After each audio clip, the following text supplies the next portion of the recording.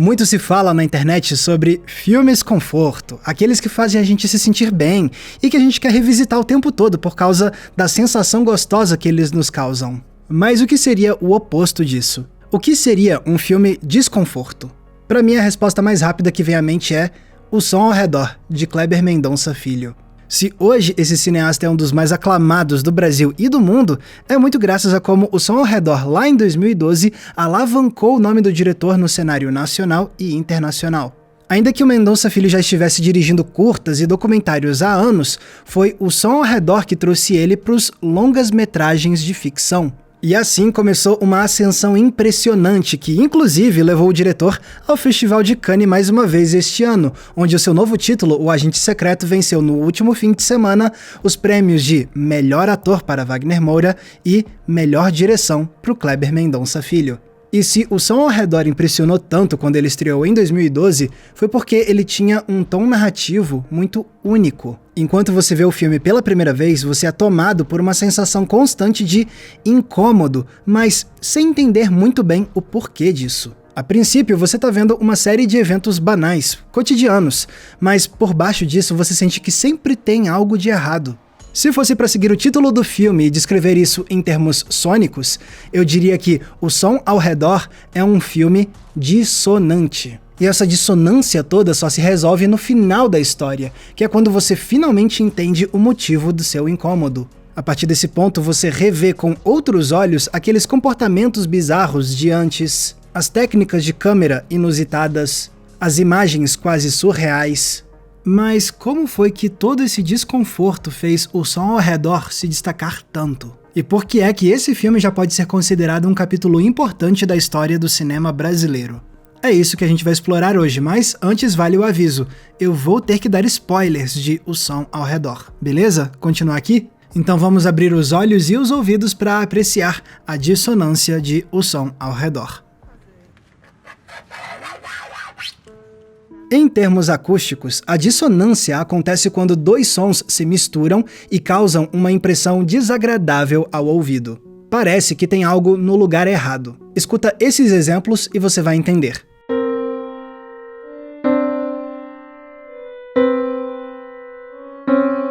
E é essa a sensação que você tem ao ver O Som ao Redor. A angústia causada por sempre ter algo fora do lugar. Já nos segundos de abertura, a gente tem uma trilha sonora inquietante acompanhando imagens antigas. Só que depois a gente começa a ver a rotina de diferentes personagens que moram na mesma rua. E isso pode passar a impressão de que agora as coisas vão ser normais, entre aspas. As imagens naturalistas do cotidiano remetem ao gênero literário brasileiro da crônica, entrando na intimidade das pessoas para revelar o que pode ter de interessante no corriqueiro. Estamos prestes a ver, bem acomodados, a vida como ela é, certo?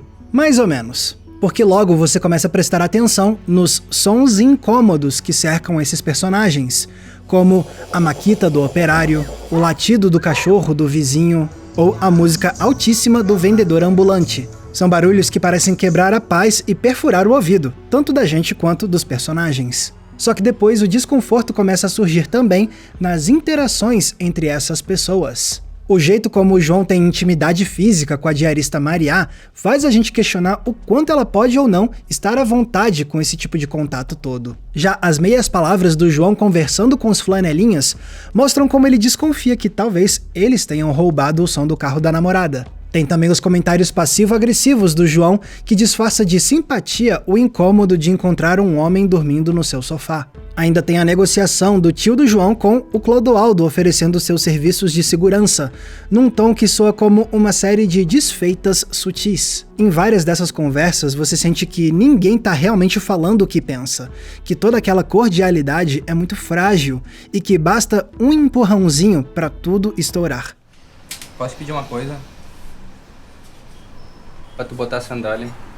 Além desses instantes, você tem também as cenas em que os personagens simplesmente agem de um jeito inesperado. Por exemplo, a Bia, essa mãe e esposa entediada em casa que não tem mais prazer nem intimidade sexual. E por isso vemos ela ter os seus momentos de prazer, não com o marido, mas sim com os eletrodomésticos. Seus cúmplices silenciosos que ajudam a preencher um grande vazio. Eu penso também num instante bem peculiar na cena da festa de aniversário lá no final do filme, quando as duas meninas brincando de faz de conta fazem isso alterando as suas performances vocais para parecerem dubladoras, ao invés de só falarem com as suas vozes normais. Bom, com as provas, vale formatura. Preciso de alguém que anote meus compromissos. Aliás, na mesma cena somos pegos de surpresa na hora do parabéns. Ao invés de cantarem o tradicional parabéns pra você, eles entoam uma canção que quase ninguém conhece. O Feliz Aniversário composto por Manuel Bandeira e Heitor Villa-Lobos, que de tão suntuosa e séria parece mais um hino do que uma música feliz para um momento jovial.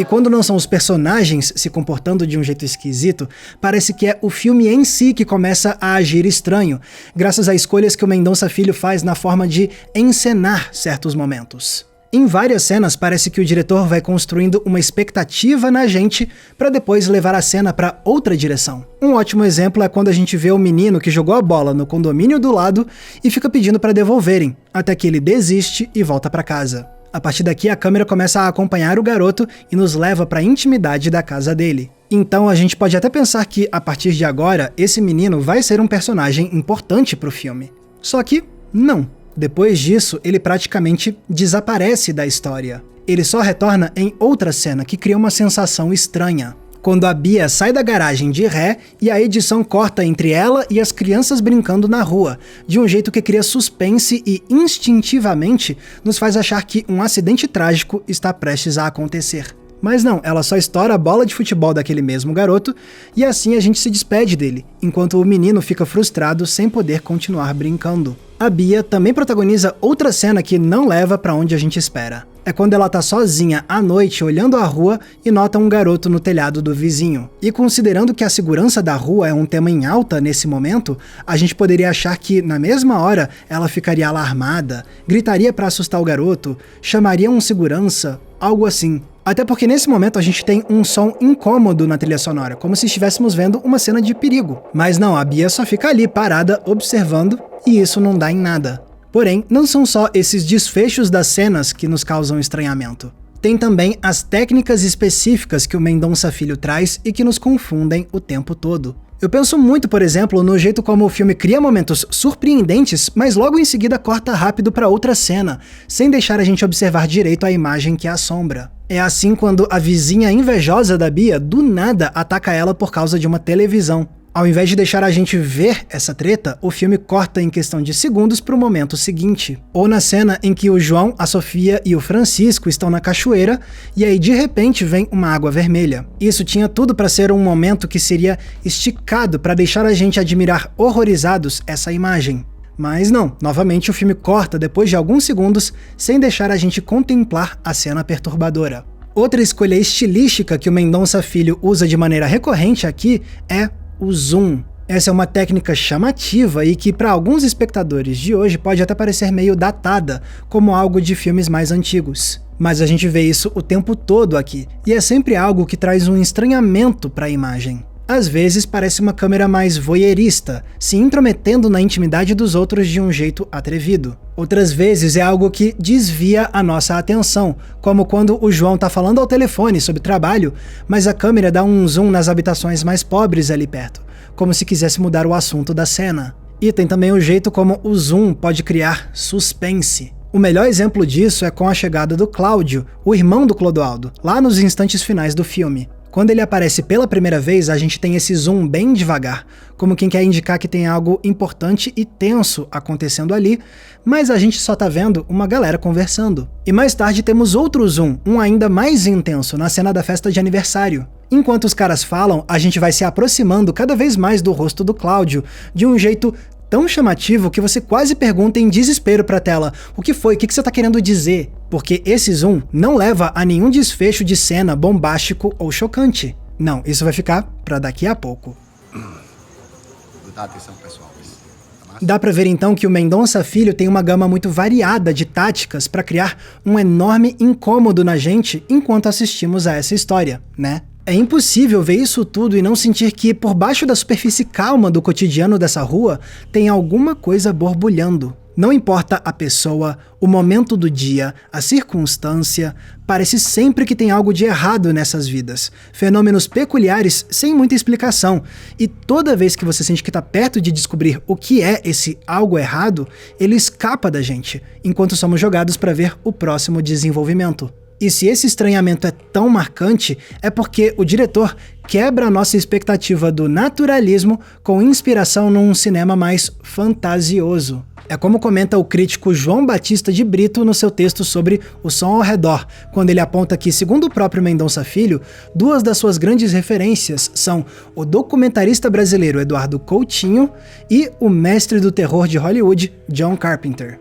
Do Coutinho, o Mendonça Filho parece tirar a inspiração para a abertura de tom meio documental mesmo, com as imagens de arquivo e as cenas de cotidiano que nos dão a impressão de que estamos vendo algo mais realista. Mas depois ele começa a pontuar essa realidade com instantes inspirados no cinema de suspense e de terror que foi tão marcado pela obra do John Carpenter, justamente para trazer aquele senso de desconforto.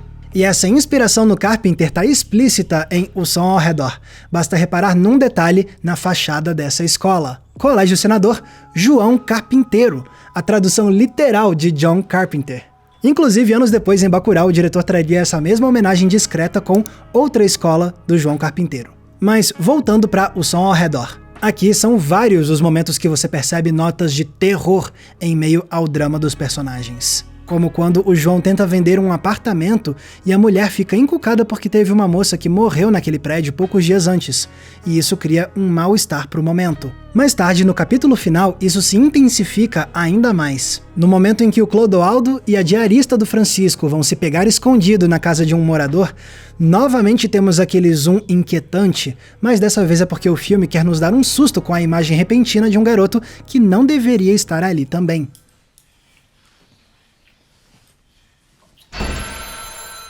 O tom de terror também é muito forte na parte em que João e Sofia vão para o campo visitar o avô Francisco. Enquanto eles exploram os alojamentos, temos esse instante que parece sair de um filme de terror, em que um casal está se escondendo de um assassino à espreita.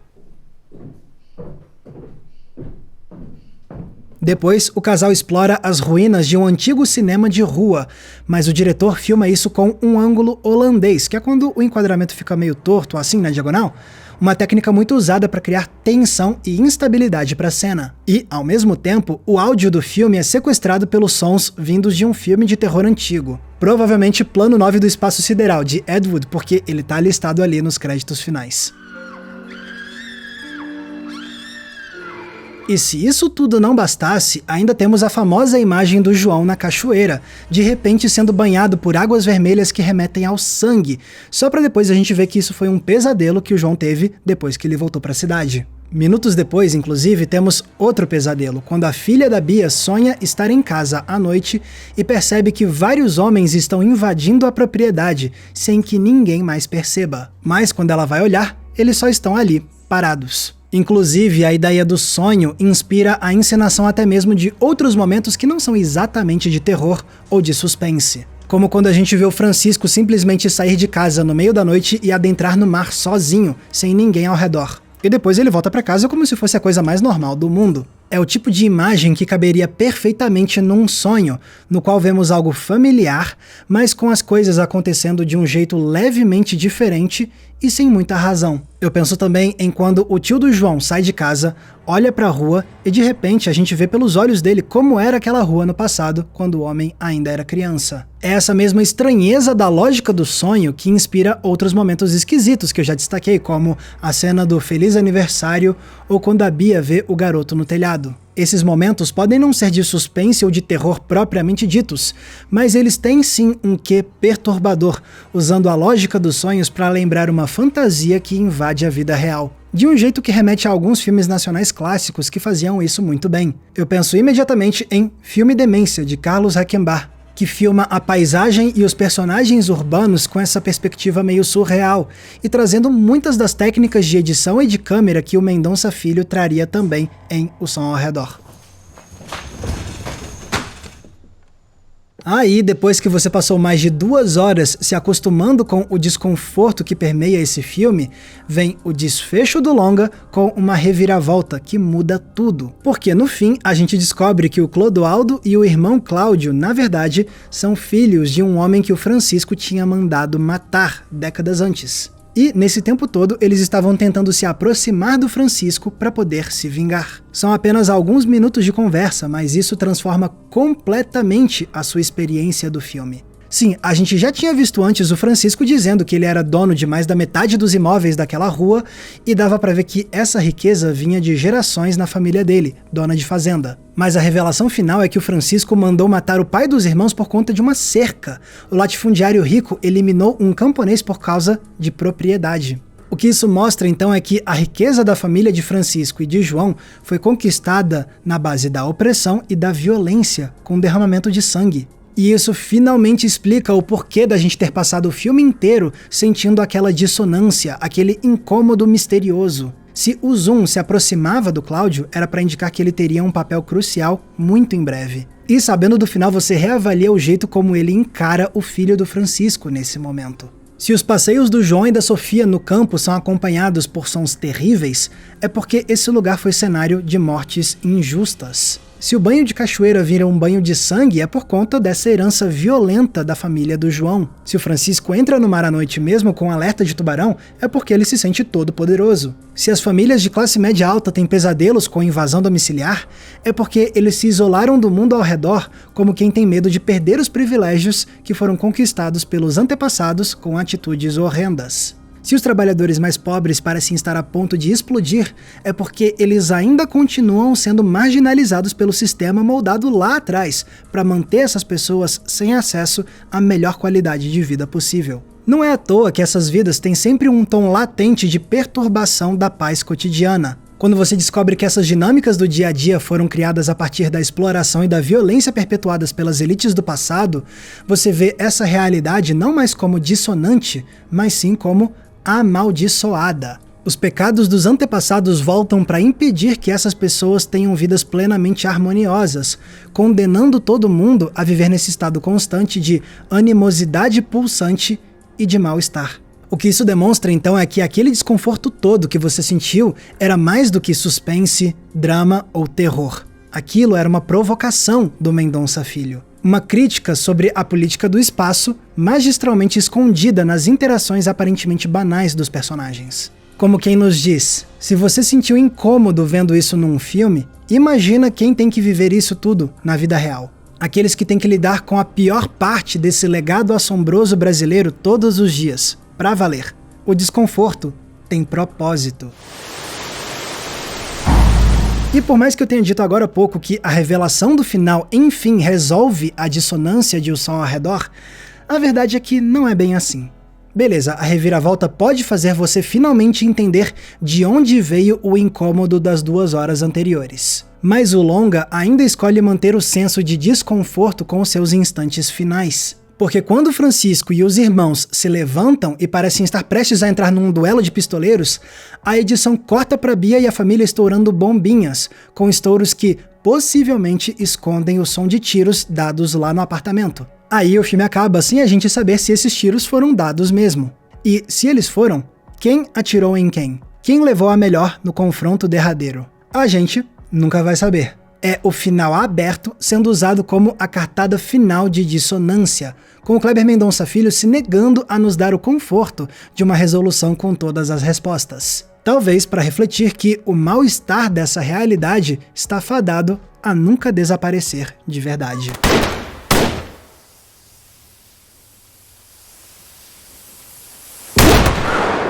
Assim que O Som ao Redor estreou, ele já foi aclamado e chamou a atenção do Brasil para o nome de Kleber Mendonça Filho numa nova escala. Até porque o longa venceu o prêmio de melhor filme em 2 dos principais festivais do país, o Festival do Rio e a Mostra de São Paulo. Também teve prêmios internacionais e menção em listas estrangeiras de melhores filmes do ano, como a do crítico do New York Times A.O. Scott e a da tradicional publicação Film Comment. Então não era só o Brasil que começava a ficar mais de olho em Mendonça Filho, o resto do mundo também. E nos anos depois do lançamento de O Som ao Redor, Kleber Mendonça Filho explorou outros tipos de histórias com seus filmes seguintes. Mas, de certa forma, ele manteve sempre essa temática da política do espaço que ele trouxe em O Som ao Redor. Em Aquarius, conflitos imobiliários refletem também sobre legado, mas por uma visão um pouco mais poética. Em Bacurau, a invasão do território brasileiro por gringos assassinos traz debates sobre colonialismo na era do capitalismo tardio. Em Retratos Fantasmas, o lar do diretor serve de ponto de partida para refletir sobre a experiência da sala de cinema como lazer e como política cultural. O que me faz pensar, será que a gente vai ver isso ser abordado por outro ângulo também com O Agente Secreto? Eu não duvido não. Sem contar que é impressionante o efeito dominó causado pela estreia de O Som ao Redor. Com esse filme foi revelado o nome daquele que se tornaria um dos cineastas brasileiros mais aclamados ao redor do mundo, como poucos diretores daqui conseguiram fazer ao longo da nossa história. Porque a cada filme, Kleber Mendonça Filho foi marcando mais e mais presença nos festivais e nas premiações internacionais. Especialmente em Cannes, para onde o Mendonça Filho levou Aquarius, Retratos Fantasmas e agora O Agente Secreto. É o tipo de presença constante que vai ajudando a lembrar o restante do mundo o quão poderoso pode ser o cinema brasileiro. Algo que ficou ainda mais comprovado com as vitórias recentes de O Agente Secreto em Cannes, somente alguns dias atrás. Junte isso ao nosso primeiro Oscar conquistado este ano com Ainda Estou Aqui, do Walter Salles, e a conquista do Urso de Prata no Festival de Berlim no início do ano com O Último Azul, do Gabriel Mascaro, e você percebe como o cinema de Mendonça Filho tem fortalecido ainda mais a imagem dos filmes brasileiros frente aos olhos do mundo todo em 2025. Aqueles programas americanos de proteção à testemunha. É justíssimo, então, que O Som ao Redor seja relembrado até hoje como um dos grandes filmes brasileiros da história recente. Só dele trazer uma trama tão diferente sobre história e sociedade brasileira, ele já impressiona. Só que o diferencial está em como Kleber Mendonça Filho insere essas reflexões com muita discrição em um filme que parecia ser só sobre a vida como ela é. E aí, em meio ao que parece banal, surgem notas fora do tom e que te fazem prestar atenção em como essas vidas, na verdade, não tem nada de banal. E quando você finalmente compreende o porquê de todo esse desconforto mover os personagens e mover a gente, você percebe o que faz essa obra ser tão singular. O resultado é esse. Um dos longas brasileiros mais importantes das últimas décadas, envolvente, inquietante e que deu início a uma trajetória de sucesso para o seu diretor, que está ajudando a trazer mais visibilidade internacional para o nosso cinema ano após ano. Não duvido nada, então, que a gente ainda vai passar um bom tempo revisitando O Som ao Redor constantemente, para relembrar os seus personagens, para resgatar as suas críticas e para defender que certas dissonâncias são, sim, muito boas de se ouvir. Mas agora eu quero ouvir de vocês, pessoal, o que vocês acham de O Som ao Redor. Inclusive, esse foi o último filme que a gente debateu no nosso Cineclube Entre Planos. Eu e os membros do nosso Apoia-se estamos muito empolgados para ver O Agente Secreto, assim como muita gente, né? Então foi muito bom poder falar sobre esse filme do Kleber Mendonça Filho, que ajudou, de certa forma, a trazer O Agente Secreto. E se você quiser, você também pode fazer parte da comunidade do Apoia-se, e aí você vai ter acesso a conteúdos e eventos exclusivos. Para essa galera tem recomendação de filme toda semana no inbox do e-mail, grupo fechado, lives exclusivas e também o nosso Cineclube Entre Planos para a gente debater um filme por mês juntos via videoconferência. Para ter acesso a isso tudo e fazer parte dessa comunidade, é só clicar no link que está aqui embaixo na descrição. Lembrando também que se quiserem me acompanhar nas redes sociais é muito fácil, basta me procurarem usando os nomes que estão aparecendo aqui embaixo de mim. Mais uma vez, muito obrigado pela audiência, um abraço e até a próxima sessão.